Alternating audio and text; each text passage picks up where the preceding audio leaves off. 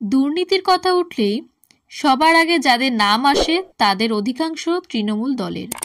কেউ হেভিওয়েট মন্ত্রী তো কেউ আবার কাউন্সিলর।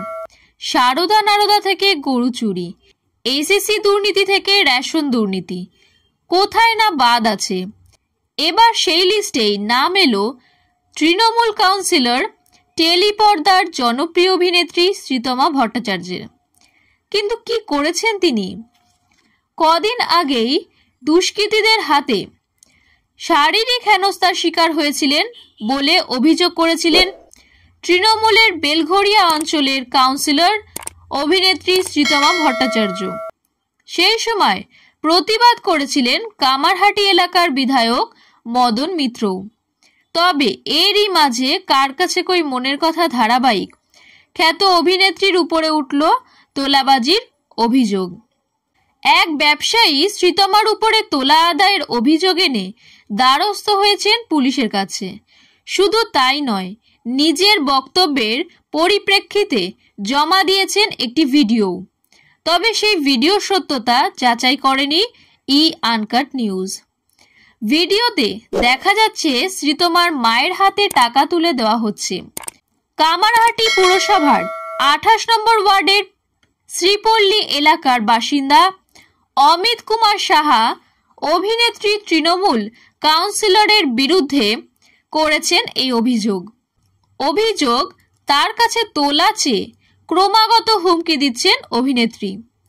অমিত কুমার সাহা জানান, শ্রীতমা বিভিন্ন সময়ে বিভিন্নভাবে আমার থেকে তোলা আদায়ের চেষ্টা করেছেন, টাকাও নিয়েছেন। ওর বাড়ি গিয়ে ওর মাকে টাকা দিয়ে আসার ভিডিও আমার কাছে আছে। আমাকে হুমকি দেওয়া হয়েছিল টাকা না দিলে নির্মাণ কাজ বন্ধ করে দেওয়া হবে। শেষে কোনো উপায় না পেয়ে অভিযোগ জানিয়েছি পুলিশকে। তবে ওই ব্যবসায়ীর করা অভিযোগকে তার বিরুদ্ধে ওঠা চক্রান্ত বলে দাবি করেছেন শ্রীতমা।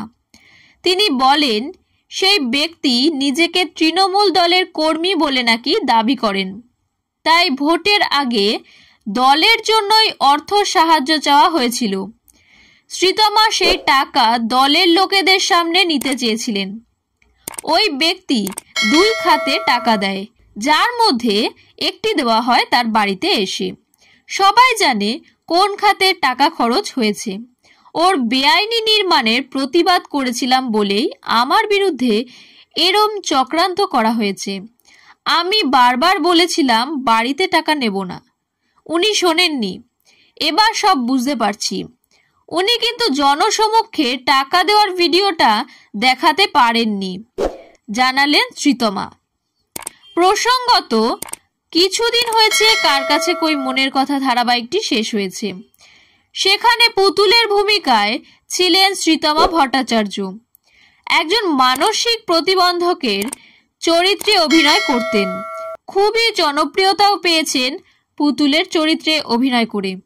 কিন্তু প্রশ্ন এখন, এত জনপ্রিয় একজন অভিনেত্রী তোলা তুলছেন কেন? আদৌ কি ঘটনাটা সত্যি, নাকি সবটাই অভিনেত্রীর বিরুদ্ধে করা চক্রান্ত?